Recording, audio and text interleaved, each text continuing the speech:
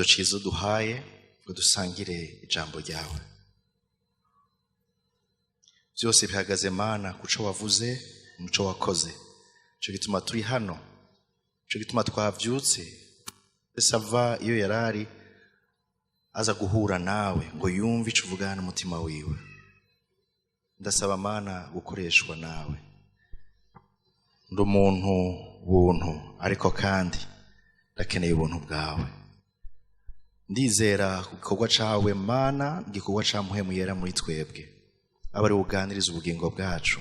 Izina ryawe rihabwa icubahiro ubu nibihe bidashira. Amen. Imana ishimwe. Imana ishimwe cyane. Haleluya. Iyo mwanya unyemerera ari indirimbo nari kuririmba ivuga ngo n'umwami yarazutse mu bapfuye. Indimi zose zigira iki? Zatureko Yesu ari umwami. Naho ntayiririmbye mwayumvise. Yesu n'umwami. Yesu yarazutse mu bapfuye. Hari ijambo Paulo yandikiye Timoteyo. Intumwa Paulo arandikira Timoteyo amwibutsa. Iri jambo riri muri Timoteyo wa 2 igice ca 2 umurongo 8 aravuga ngo wame wibuka Yesu Kristo yazutse. Wame wibuka Yesu Kristo yazutse. Icyo tugiye kuganira ni ikinyene. Iri jambo rivuga ngo wame wibuka Yesu Kristo yazutse. Hari ibintu byinshi tubamwo kuko tutibutse Yesu Kristo, Yesu yazutse. Hari ubuzima tubayemwo ariko twari gukwiye kubamwo kubera twibagiye Yesu Kristo, Yesu Kristo yazutse. Hari iri jambo numva umenga ritekeyemo ibindi bintu byinshi. Imana nosaba ngo itwugurure amaso, idutahuze naho tuva hano, ishishikari bandanye twigisha, idutahuze kwibuka icyo bisigura, icyo Paulo yashaka kuvuga mu kwibuka Yesu Kristo yazutse. Yarazutse ni muzima, nakiri mumva. Abantu bose bafite amadini yandi atandukanye arizera abantu bahambaye kandi bakomeye, ariko nuno munsi abo bantu bizera baracari mumva. Baracari mumva. Utakiri mumva, imva yiwirangaye numwe gusa ni Kristo Yesu. Wame wibuka Yesu Kristo yazutse mu bapfuye. Igisomo tuza gukoresha ni Luka 24 kuva ku murongo wa 1 ku 8. Nosaba ko bokidusomera cyose kino gice. Luka gice ca 24 kuva ku murongo wa 1 ku 8. Avuga ngo kuzuka kwa Yesu. Kuwa mbere w'imisi indwi kare mu mutwenzi baja kuri yamva. Bajanye bya bimota neza bateguye. Basanga ikibuye gitembagajwe kivuye kumva. Binjirayo ntibasangamo ikiziga cy'umwami Yesu. Ivyo bikibazazaniye, abagabo babiri bahagarara iruhande yabo bambaye impuzu zikayangana. Bagitinye bunamitse amaso hasi, barababaza bati ni iki gitumye muronderera uriho ahantu habapfuye? Ntari hano ariko yazutse. Mwibuke uko yababwiye akiri Galilaya ati umwana w'umuntu akwiye gushigwa mu maboko y'abanyabyaha no kubambwa no kuzuka ku munsi ugira gatatu. Bibuka ya majambo yiwe. Bibuka ya majambo yiwe. Bibuka ya majambo ya Kristo Yesu. Bagiye kuyibuka ubwa nyuma. Aba badamu, aba bagore bazindutse kare cyane mu gaturuturu. Ariko imbere yuko bazinduka ndibaza ko baraye barategura ivyo baja gusiga ikiziga ca Kristo Yesu. Baraye barategura ibimota neza. Bari bamenyereye gukora kino kintu. Mu migenzo y'abayuda byarashoboka yuko inyuma y'imisi ngahe umuntu ashobora kugenda ukamusiga ibimota cyangwa ukamusiga ayandi maproduit kugira ngo ashishikare kubaho ntayihute kubora. Aba badamu bazinduka kare cyane mu gatondo. Biruka kumva. Programe yabo bari bafise urutonde guko bashika sinzi ikibazo bari bafise ko ari kungene baza gusanga ibuye ryahavuye canke ninde ari bakuriraho, ariko ico kibazo cari cakemutse.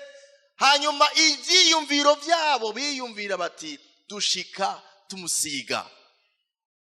Igikorwa cacu turakimenyereye, twateguye ibimota neza, turazi ingene tubikora. Ikiziga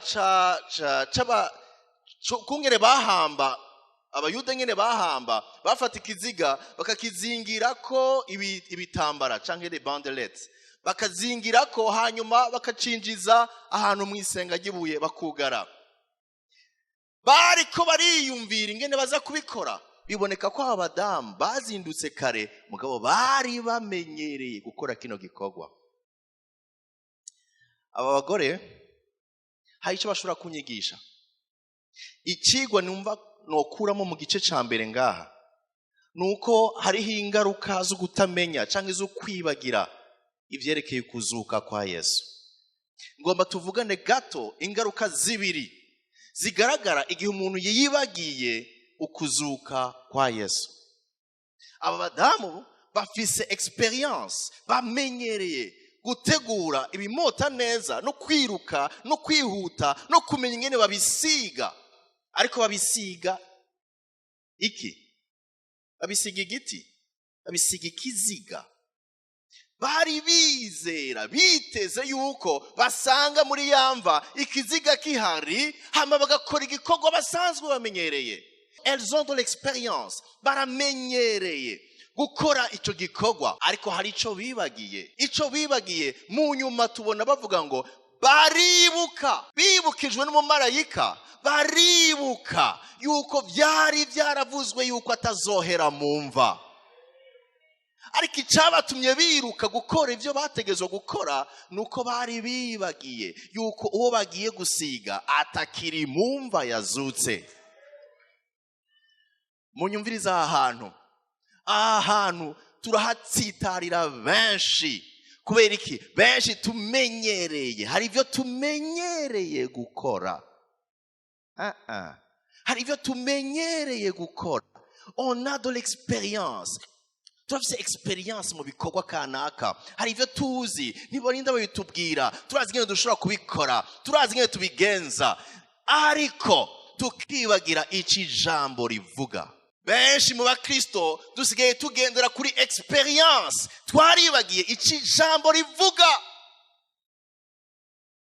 Aba badamu baribagiye yuko vyari vyanditswe yuko adashobora kuguma mu mva kandi adashobora kubora. Vyari vyaranditswe, mushaka kubisoma bisome mu Vyakozwe n'Intumwa 2:27. Handitse yuko atashobora kubora, atazoguma mu mva.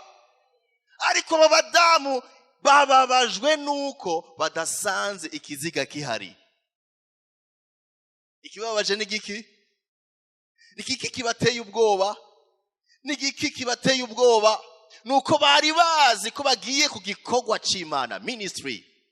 Ariko basanze ico bari baje gukora, bababajwe nuko ikiziga kitahari. Kuri bo icari kuba ciza ni giki?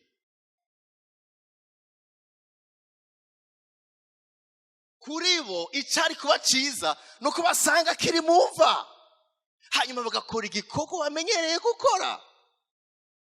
Bene data, reka tugerageza twiyumvire kuri twebwe n'ubuzima tubayemwo. Kenshi turagera ahantu twibaza ngo kubera babimenyereye kubikora, kubera ari bisanzwe kuri jewe, nta kibazo, simba nkiraba iki jambo ry'Imana rivuga, ndaba experience mfise. Iyo niyo ngorane. Abenshi tugendera muri experience, ndabimenyereye kubikora, sindankonsulta, sindanabaza iki jambo ry'Imana rivuga. Ijambo ry'Imana riko rivuga ibihushanye n'ivyo niko ngenderamo, ariko nguma muri vya bindi nyene kuko ari ivyo nishizemwo, nshira no mu mutwe wanje. Iyo niyo ngorane abakristo turimwo, turabimenyereye. Kubera iki byaduhindukanye? Kubera iki ico twari twiteze twari kubona imva, kubera iki ntabona? Kubera iki ntabona ikiziga? Ikiziga kiri he? Bamwe batangura kurira, emotion, batangura kurira. niba tubwire aho umuntu wacu bamujanye, kuko twebwe twari tuzi ko tumusanga aha, dushaka we. Nimutubwire ibindi, dushaka ikiziga. Gushika mu marayika babwira ati kubera iki muronderera umuzima mu bapfuye?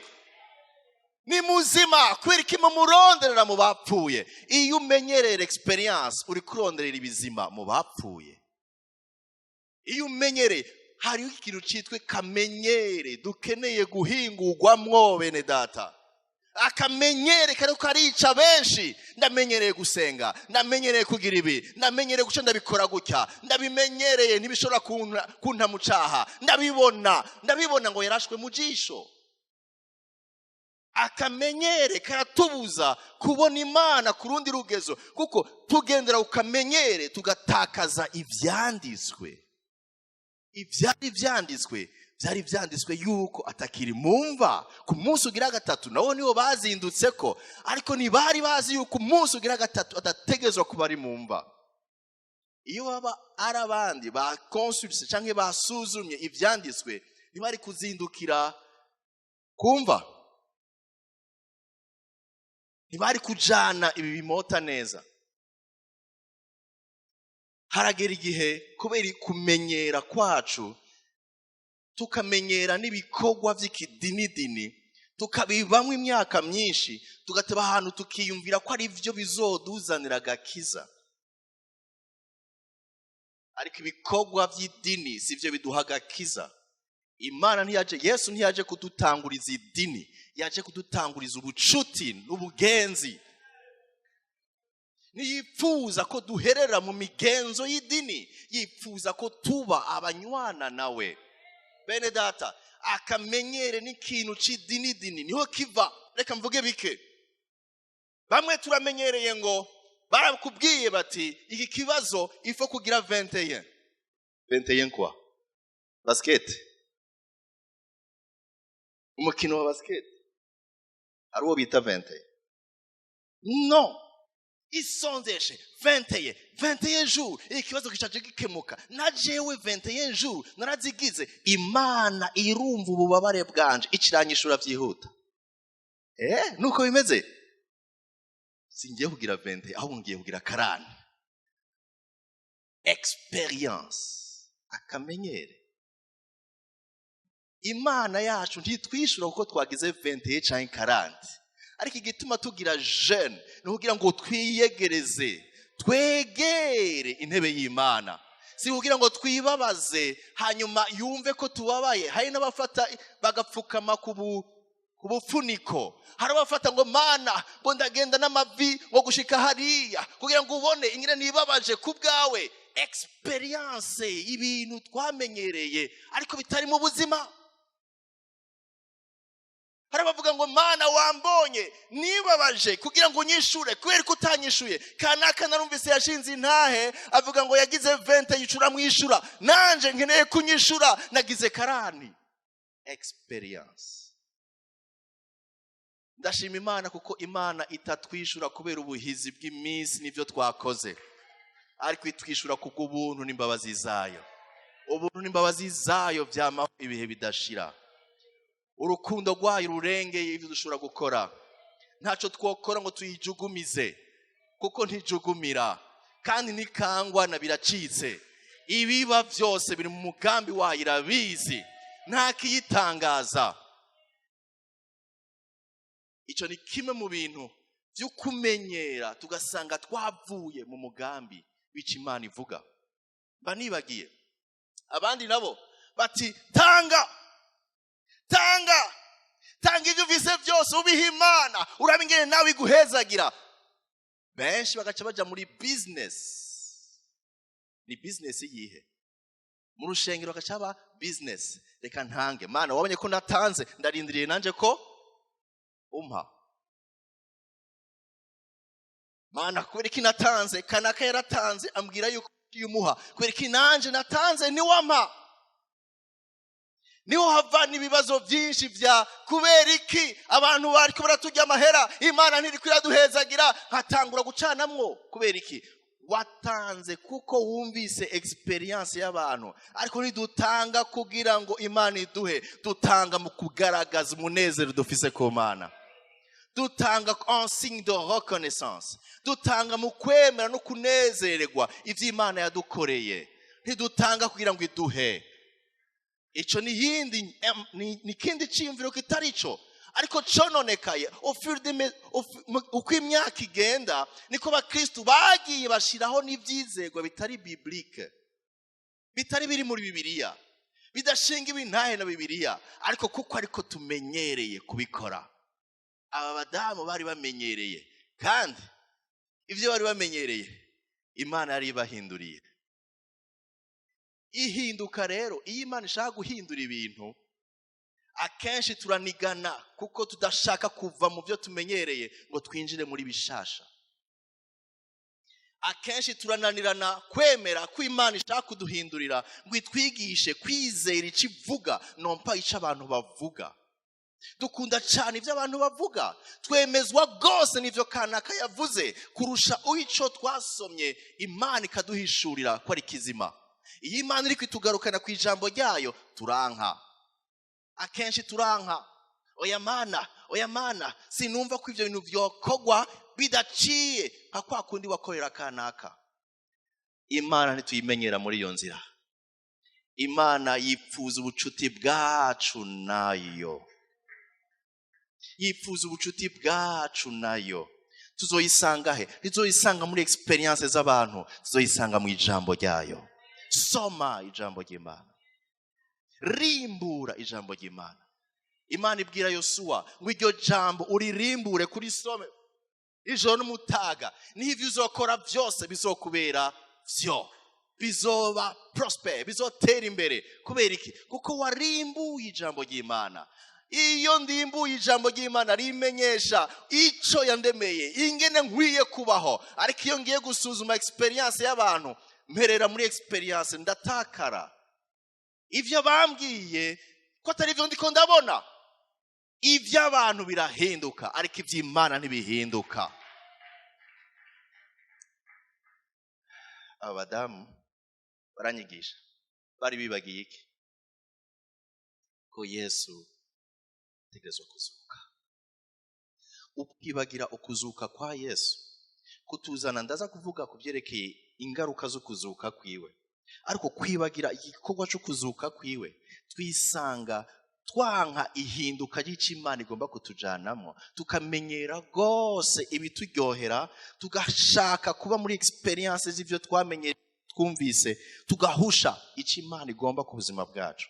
Icya kabiri, murabona aba badamu bateguye ibimota neza, kandi bafise intumbero nziza y'ukuja gusiga ikiziga.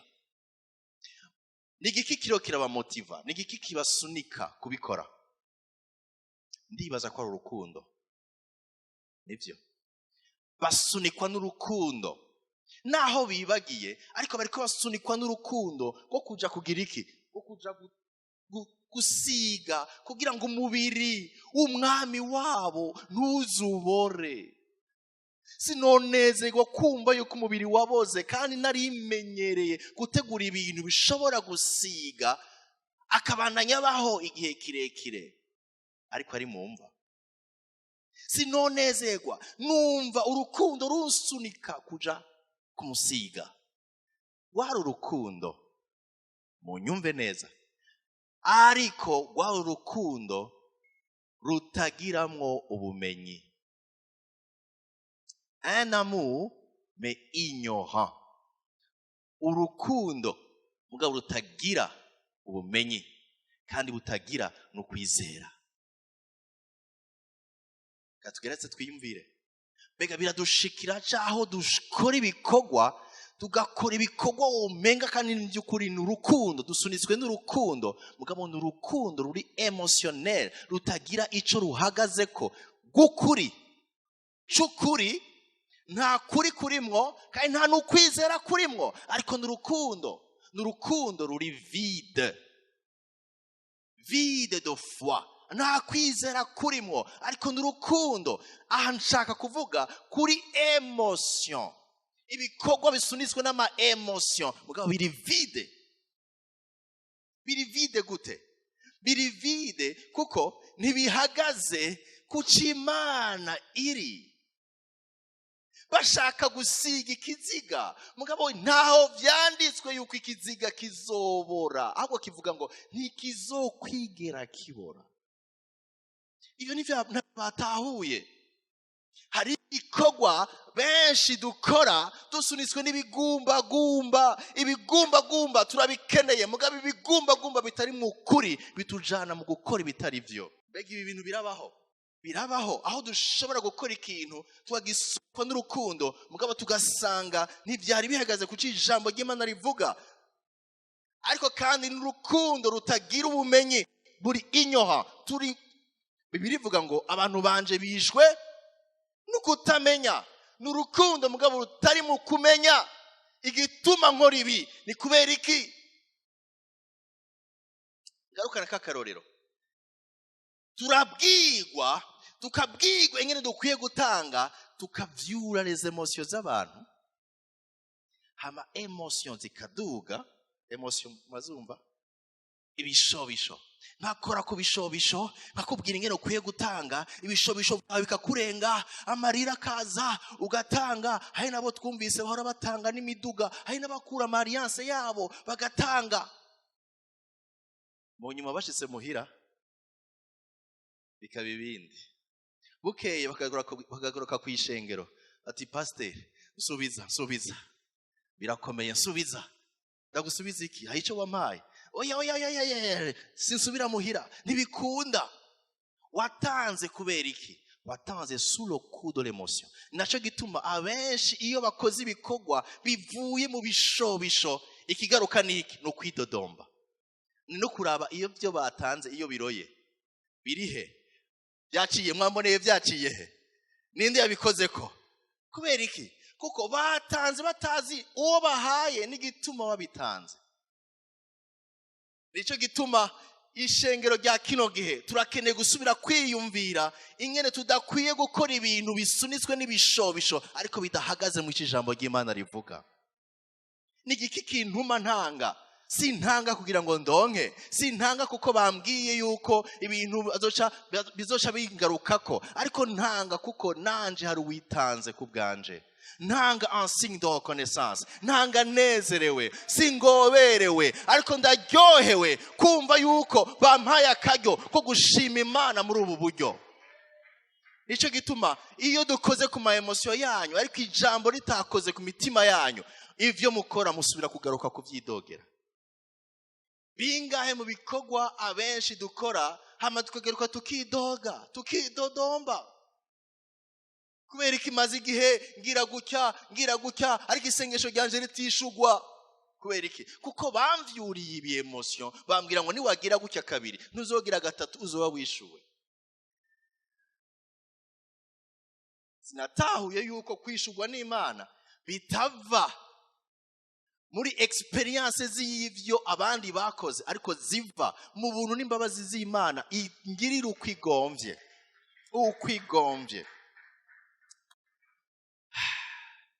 Hari n'ibihe abantu twumva ko tunezerewe tukaririmba tugatazira mugabo ivyo turiko turaririmba bikaba bigarukira mu ma emotion gusa bitigeze bikora ku mutima, sur l'esprit. Ibi rero turabimenyereye mu mashengero y'abakizwa aho tuba cane abantu emotionnel mugabo ibintu bihagaze ku ijambo n'amajambo turirimba ugasanga ntahahuriye n'ijambo ry'Imana. Ndabaha akarorero canke indirimbo murazizi. Dawidi aratamba Mana, kanezerwa cane ko Dawidi atamba, kandi ukumva kumenga winjiye ahantu. Kubera iki? Uri kuvuga iki? Dawidi aratamba. Hari n'indi ndirimbo ya kera yavuga ngo hari igiti c'ubugingo mwijuru, hari n'abamarayika mwijuru. Iyo ndirimbo tukaryoherwa ko hari igiti c'ubugingo hari n'abamarayika. Hama ariko tukumva ko tunezerewe yuko hari igiti kimariye iki tuzokijyako. Okay, bene data, sinanse ko Imana ikoresha ama emotion yacu, mugabo ya ama emotion arenze ntaba ahagaze ku cijambo ry'Imana rivuga, dusigara turi abantu turi udupapuro tuguruka rutagira umusimamo. Nico gituma benshi usanga umunsi umwe ngo barahagaze, uyundi munsi baraguye, kandi wahora ubabona binjira, mugabo binjira he? Mu mushaha. Ntibinjira mu mpwemu, binjira mu mushaha, binjira muri ma emotion, ariko ntibigeze bagira urufatiro ruhagaze ku cijambo ry'Imana rivuga. Iyo ndiko ndaririmba amajambo anyibutsa yuko nacunguwe, haleluya, yuko nahariwe, yuko mvise ibyizigiro bizima by'ubugingo budashira, iyo biriko banyibutsa ubuntu nagiriwe, imbabazi nagiriwe, yuko nizeye umuntu atakiri mumva uno munsi ari muzima, yuko uku yagiye ariko azogaruka kudutwara, numva ivyizigiro bizima muri ino si itoroshe. Numva subije mu ivyizero kuko mbihagaze ku cijambo ry'Imana rimbwira.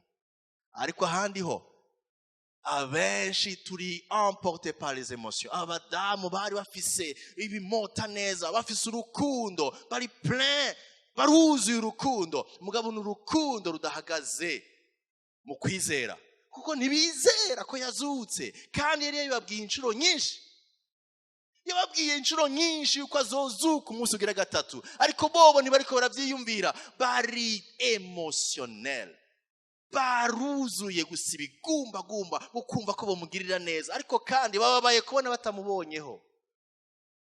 Emotion, iyo turi dirige par emotion tujya mu bibazo. Muri kino gihe hari ibyo twita la spiritualité, kumva yuko abantu ngo n'abanyamwemo, ariko n'abanyamwemo, une spiritualité forte mais vide en même temps. Kuba umunyamwemo ukinjira cyane mu bintu by'imwemo, ariko iby'imwemo atakintu kiriyo. Kibazo gute? Enda wakandi karorero, hari abantu dushobora kuvuga ngo tugomba rero twinjire mu mpwemo, bagaca bicara bakavuga mu ndimi amasaha n'amasaha, bakavukarinda bwira bariko baravuga mu ndimi, ngo bahuye hantu bakavugana mu ndimi, hanyuma bagataha nta jambo na rimwe ryavuzwe, bakumva ko bujujwe. C'est une spiritualité. Abantu benshi rero turondera ibintu bigaragaza ubuzima bw'impwemu, ariko nta gihagarara gishingira ubwo buzima bw'impwemu. Émotion, une spiritualité mugabo iri vide. Abanyafrika rero turamenyereye cyane kuja mu bintu by'impwemu, kuko burya no kuraguza ukuja kuvugana n'impwemu, no mu bupfumu hajye buri mu mpwemu. Mumbabarire kuvuga icyo cyane, uri mu mpwemu mugabo impwemu mbi. Nico gituma abapfumu n'abarozi baraja mu mpwemu cyane kurusha n'abakristo, baja mu mpwemu yabo mbi, bari conscient yayo, ariko twebwe ntituri conscient, ntitutahura mpwemu w'Imana nyine dukwiye kunywana nawe. Nico gituma benshi mu bakristo turatinya abapfumu n'abarozi, ariko nabo iyo bariko baraturaba bavuga bati bomenya baribo ntitwabaye tugihagaze hano. Barumva bari mu mpwemu yabo, impwemu mbi, baraganira nayo, barazi ikiri kwiravuga. Iyo baturaba bakatubona twebwe turi mu ma emotion gusa, nta buzima buhagaze mu cyo Kristo yakoze, baradusuzugura. Iraco gituma benshi ico duhunga, ariko iyo batuzi abo turi bo, uwo twizeye, mpwemu dufise, agaciro dufise mu nyonga z'Imana, ubushobozi yaduhaye muri Kristo Yesu, ntitwotinye. Bangahe mwama muriko murimuka ngo kubera hariya ngo haba umurozi, ngo haba umuyisilamu, uzokimaza. Begi yoba uba muri Arabie Saoudite wogiye he? wogiye. Ikibazo rero gihari nuko turi cyane emotionel, turi hejuru mu bigumbagumba, ariko ntiduhagaze mu kijambo rivuga. Bwira mugenzi wawe uti uve mu bigumbagumba cyane, ariko uhagarare mu ijambo, uhagarare mu cy'Imana ivuga. Haleluya. Kubera kubwo bwoba ni manque de foi. Urafise urukundo, urakunda Imana, urakunda n'abantu, ariko uvyo ukora bidahagaze mu cijambo ry'Imana rivuga, uzokimaza amaguru wiruka uhunga, kubera atagihagarara ngo gishikamishe icijambo ry'Imana rivuga. Haleluya. Bene data, abantu baranyigisha, ariko kandi iyo ndiko ndabaraba ndibona mu gikristo ca kino gihe. Iyi Kristo ca kino gihe cuzuye cane l'experience, ariko atabuzima bwa communion n'Imana ihagaze ku cijambo ry'Imana rivuga. Aho abantu tugendera gusa ku kamenyere k'ivyo twamenyereye, ariko bitagira urufatiro rw'ijambo. Ndababona kandi abakristo ba kino gihe twuzuye cane ibigumbagumba, haba mu byo dukora, mu byo tuvuga, mu byo turirimba, ariko huzuye cyane ibigumbagumba, ariko ntiturealiza hehe twari dukwiye guhagarara, gushinga imizi. Ibuka Kristo yazutse. Ibuka Kristo yazutse. Yazutse kugira ngo ntube nawe ukineshwa n'ubwoba bw'urupfu na kuzimu. Yanesheje urupfu na kuzimu. Haleluya. Il a vaincu la mort. Ndagomba mvuge mu bintu bikenya vyerekana intsinzi y'ukuba Yesu yarazutse, ivyo twaronse mu kuzuka kwa Yesu. Icambere, mu kuzuka kwa Yesu twaranesheje, kuko yanesheje urupfu, natwe twaranesheje urupfu. Haleluya. Abavyizera muti haleluya. Kuko atakiri mumva atahezeyo, natwe nituzoherayo. Urupfu ntirugifise ububasha, kuko rwaraneshejwe n'umwami wacu twizeye. Urupfu ndiko ndavuga ni urupfu ruri mu buryo bubiri. Urupfu rwa mbere ni urupfu rw'Impwemu kubwo kuzuka kwa Yesu. Urupfu rwa kabiri ariko kutamenya Imana, Bibiliya ivuga ngo hamwe mwari mupfuye mwishwe n'ivyaha vyanyu, yabazuranye bazima, yabagize bazima nawe. Kubwo kuzuka kwa Yesu natwe ubuzima bwaragarutse. Twari twarapfuye, ariko ubu twarabaye bazima muri Kristo Yesu. Imana ishimwe kuzuka kwa Yesu. Urupfu rw'Impwemu ntirugifise ikibanza. Urupfu rw'Impwemu twararunesheje, ko twaruneshereje ku musaraba. Umusaraba wakuyeho ubwoba bw'urupfu, urupfu rw'ibihe bidashira. Nta kibabaje nk'urupfu rw'ibihe bidashira. Kubw'urupfu rw'ibihe bidashira abantu benshi bagendera mu bwoba, ariko imaze kumenya yuko urupfu rw'ibihe bidashira warurenganye, umubiri urashobora kugira ubwoba, ariko ubuzi neza yuko inyuma y'ubugingo uzobaho, uzobandanya ubaho. Wame wibuka Yesu yazutse. Yarazutse, ariko kandi ukuzuka kwiwe si urupfu gusa rwo mu mpwemu. Bibiliya itwereka ngo hari umunsi tuzonesha n'urupfu rw'umubiri.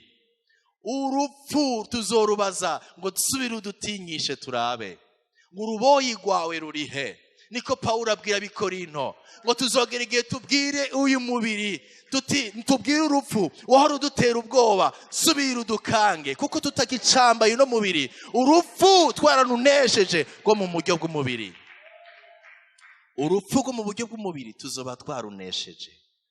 Ni handi mwene data ariko aravuga ngo turarindiriye ukuza kwiwe, aho tuzohingurwa twambara uyundi mubiri, dusubire turaba urupfu turubwire tuti bye bye, naho tugihurira nta bubasha ukidufiseko. ubwo n'urupfu rw'umubiri. Ariko uno munsi turashobora gusimbuka, kurengana urupfu rw'Impwemu.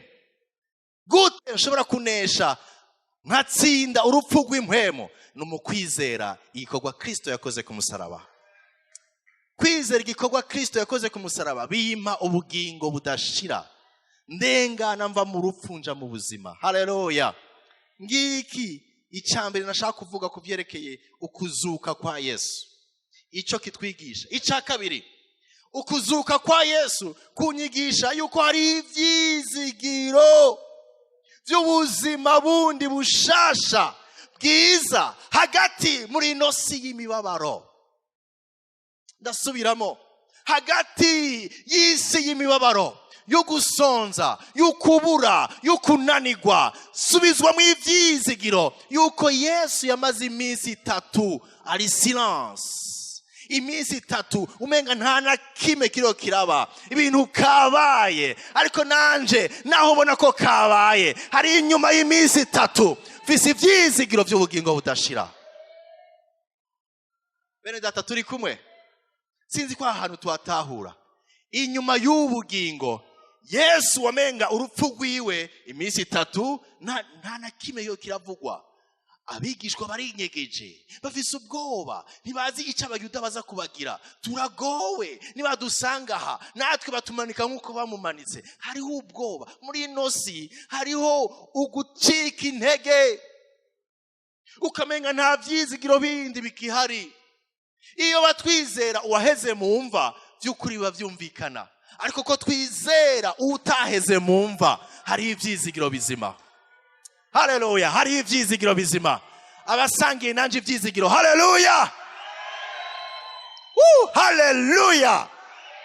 Niyaheze mu mva, nta kibazo cyashoboye kumuzingira yo ngo kimugumizeyo. Yaranesheje, uwo nizeye nuwanesheje. Nanje naho ndiko nca mu bigoye, naho ndiko nca mu bigoye, naho ndiko ndananirwa n'ibintsinda, naho mbura rasyo, naho mbura loyer, naho ingwara inkubita, hari ibyizigiro by'ubugingo budashira. Haleluya. Wame wibuka Kristo Yesu yazutse. Ukwibagira ukuzuka kwa Yesu ni nko gutakaza ibyizigiro byacu mu mva, ariko kwibuka ko yazutse no kwibyizigiro byacu ari bizima. Wame wibuka. Paulo abwira Timoteyo harimo amajambo akomeye yashaka kumwigisha ku kwibuka. Kwibagira ni kibazo, ariko kwibuka ni inkomezi kuri Timoteyo, ni inkomezi kuri Paulo, ni inkomezi kuri twebwe abizera. Ukwibuka ukuzuka kwa Yesu. Umviriza ikindi, ukuzuka kwa Yesu kumbwira ngo izi nkuru numva muri Bibiliya si bitito n'ubuzima, si legende, harabaye igisizi imwe. No. Kubera Yesu yazutse, nimva y'uno munsi kirangaye, n'impuzu basanze bya bitambara biri ngaho, umumarayika yicaye ku mutwe avuga ati kubera iki muronderera umuzima mu bapfuye? Yesu ni muzima. Bisigurira yuko inkuru twumva, ubutumwa twumva, uwo twakwirikiye nitwihenze si gitito, nituri mu bitito, turi muri histoire y'ukuri, histoire ihindura ubuzima, ubuzima budashira. Abizera Yesu munezerwe muti haleluya. Ni mwizera ibitito, ariko mwizera uwapfuye kazuka, ni muzima, ni muzima. Shimwa ndara mana yaga kiza kanje shigwa hejuru. Ni muzima.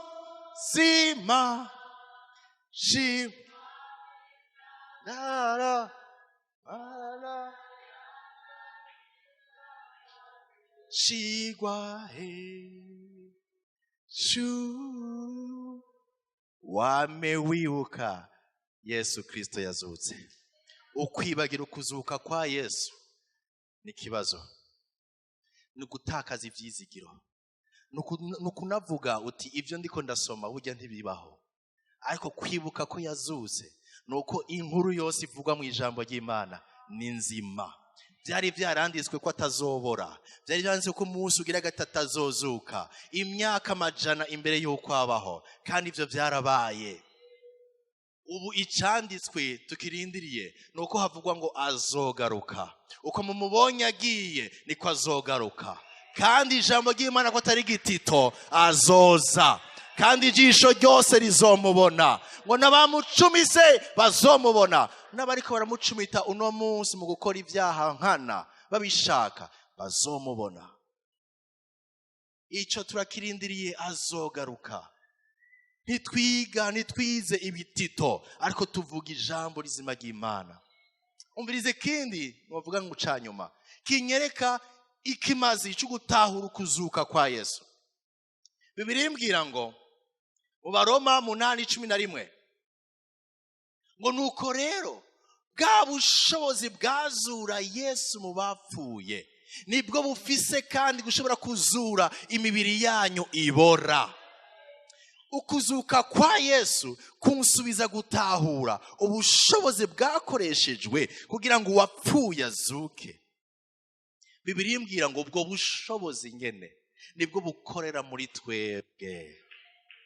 Oh, haleluya.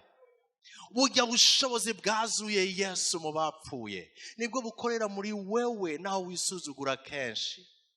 Nibwo bugendera muri wewe nuko utarabitahura ngo ubyizere. Ntiyaguhaye mpwemu w'igice, uwo mwicaranye ntafise double ngo nawe ugire moitié, ariko twahawe mpwemu umwe kandi yuzuye. Uwo mpwemu nyene niwe yazuye Yesu mu bapfuye, niwe ashobora no kuzura ibyapfuye mu buzima bwawe. Uwo niwe twizera, akiza ingwara, abohora, asubiza mu ivyizigiro. Haleluya. Hari ubushobozi bwazuye Yesu, ubwo bushobozi bwazuye Yesu nibwo bukorera mu bizera. Mbwira mugenzi wawe ubwo nyene nibwo bukorera muri wewe. Hari igihe kenshi dusuzugurika, nawe ukagera mu gahe ukiyumvira ngo jewe ndi umuntu muto, jewe naco nshoboye. Nuko utazi uwo wizeye uwo ari we, nuko utazi ubushobozi bwazuye uwo wizeye uwo ari bwo. Iyo buzi ubushobozi bwazuye uwo wizeye Kristo Yesu, wogenda wemye, wogenda wemye, wogenda wemye, wogenda ushize amanga. Birababaje yuko ba Kristo ari bo bantu ba mbere bama bagenda umenga ntibakwiriye, ntibabereye, yose inkwiriye. No. Nugusuzuguza icyo Imana yakoze gushika ayiduga ku musaraba ku bwawe. Nugusuzuguza ububasha Yesu bwamuzuye mu bapfuye, kuko ubwo nyene nibwo buba muri wewe wizeye igikorwa Kristo yakoze. Bene data, reka tunezererwe Imana kuko kuzuka kwa Yesu kwaduhaye kugendera mu bushobozi bwamuzuye. Haleluya. Haleluya. Mvuga iki? Wame wibuka Yesu Kristo yazutse.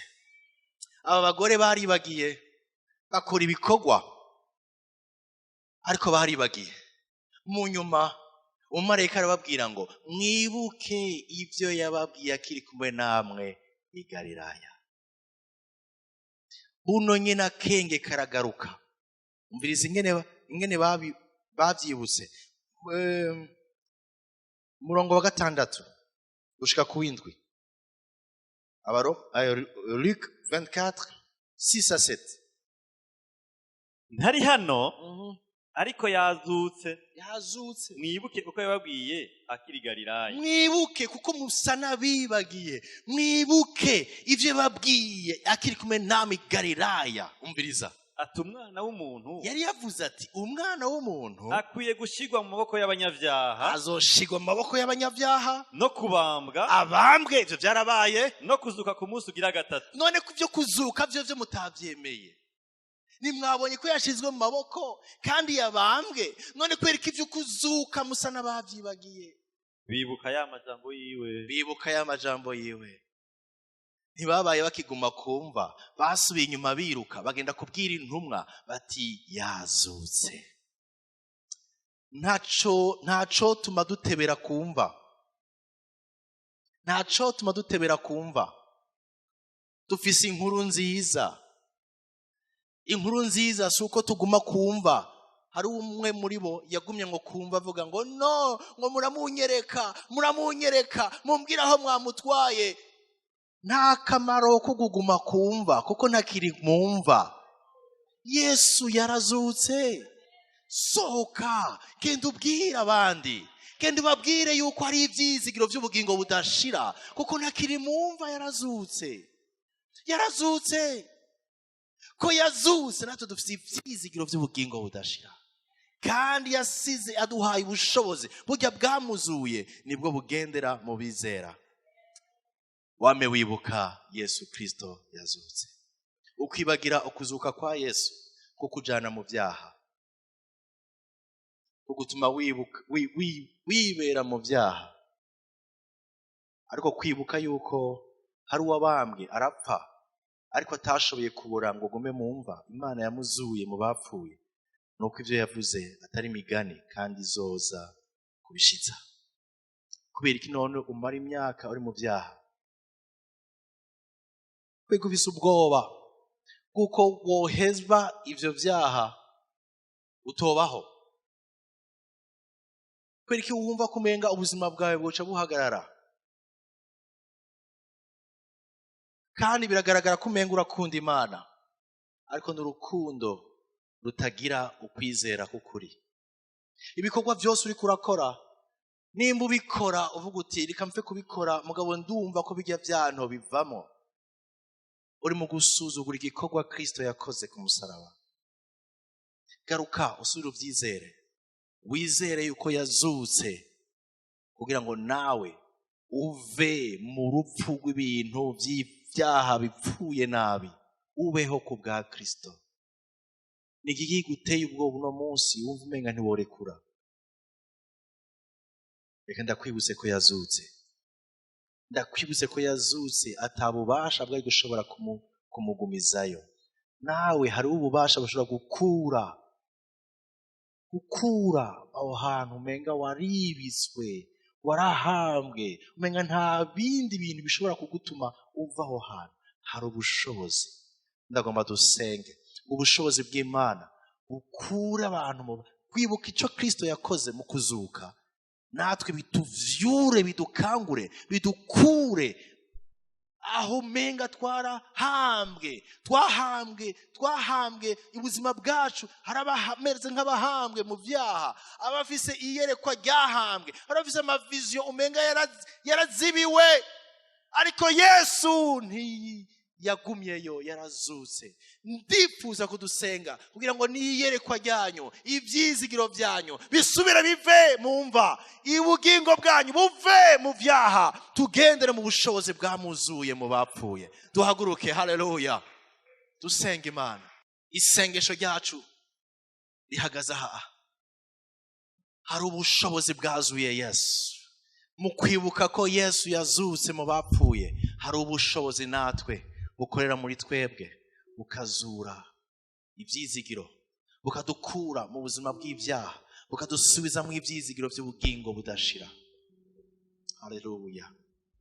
Ariko hamwe n'ivyo nashaka guha akanya uno munsi abantu bapfuye mu buryo bw'impwemu, bapfuye mu buryo bw'impwemu, ariko uno munsi bashobora kuba bazima. Kubera iki? Kubwo kwizera igikorwa Kristo yakoze ku musaraba. Niwizera Yesu Kristo nk'umwami n'umukiza w'ubugingo bwawe, uno munsi urasimbuka urupfu rw'ibihe bidashira mu muriro, uhabwa ubugingo budashira. Uri hagati yacu ukumva ukeneye guharirwa ibyaha no kuba muzima mu kwizera Kristo Yesu, uduze urutoki ndagufashe gusenga. Ukeneye agakiza, mu yandi majambo ukeneye kuba mushasha. Haleluya. Duze urutoki neza ndagufashe gusenga. Haleluya. Hari inkomezi muri Kristo Yesu. Ukeneye agakiza duze urutoki Imana ibahezagire. Haleluya. Ndabasabe mwihute muze hano imbere dufashanye amasengesho. Karibu. Ari ngome zitangaje umara. Haleluya. Haleluya. Yesu ari ngome zitangaje umara.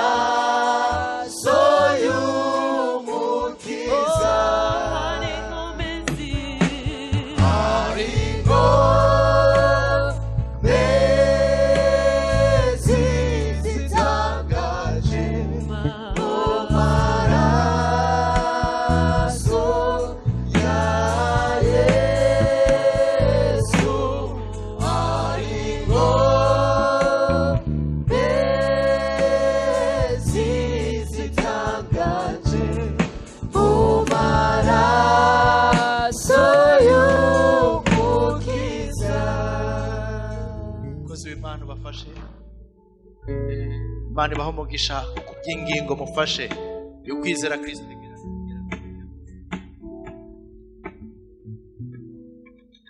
Shengero natwe tugomba gusenga inkomezi z'Imana zigendere muri twebwe mu kwibuka ko twazutse.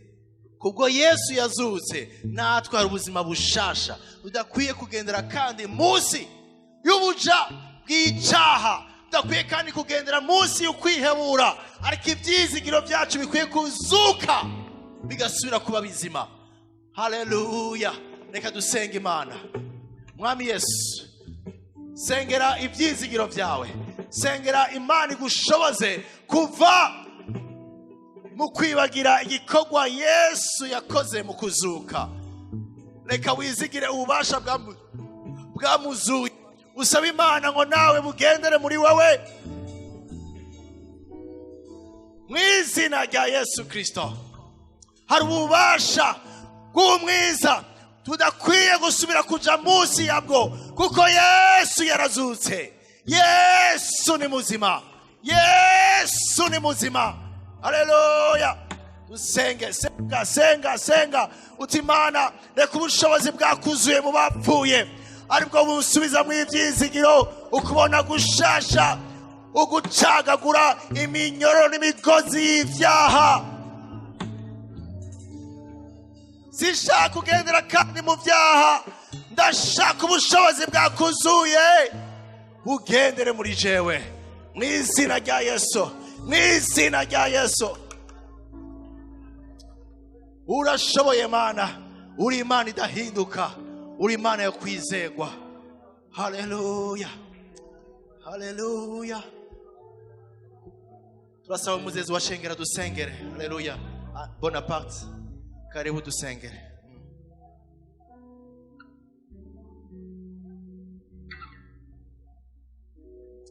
Uhoraho Mwami Mana yacu, twaciye bugufi imbere yawe Mwami kubw'ijambo ryawe. Mwami, wongeye kutwugurura amaso Papa wo mu ijuru kugira ngo twoye kuba muri rutine Mwami, twoye kuba Mwami twibuka icyo wakoze mu bugingo bwacu, tutibuka ukuzuka kwawe Mwami n'icyo cyakoze mu bugingo bwacu Mwami. Mwami, twaciye bugufi twihanye imbere yawe Mwami, aho hose twabayeho mu kutibuka Mwami, tukaba Mwami bitakunezera, tukaba kure yawe kubwo kutibuka, kubwo kwibagira igikorwa wakoze ku musaraba ku bwacu Mwami. Twaciye bugufi Mwami nk'ishengero twihanye imbere yawe, ariko Mwami twahamagaje ububasha bwawe, ubushobozi bwawe kugira ngo bumanukire umuntu wese, butumanukire Mwami. Twame twibuka igikorwa wakoze mu bugingo bwacu, twame twibuka Mwami yuko tutarabo gupfa ariko turabo kubaho, kuko Mwami wapfuye ku bwacu. Tutarabo Mwami guciga urubanza, kuko Mwami urubanza twari dufise ko wagwishize ko Mwami. mwami twame twibuka mwami ubushobozi bwawe bugendere mu bugingo bwacu kugira ngo dusangangure ivyo vyose mwami satani agendera duteza kugira ngo mwami twoye kuja kure yawe ariko twame tugendana nawe mwami. Wakoze mwami Yesu, wakoze mwami kubw'ijambo ryawe, kandi urakoze mwami kubw'ukugirira neza kwawe ubugingo bwacu n'ama engagement mwami twongeye gufata nk'ishengero kugira twame twibuka, twame tukunezera mwami, dusenze mu izina ryawe ryera mwami Yesu, amen.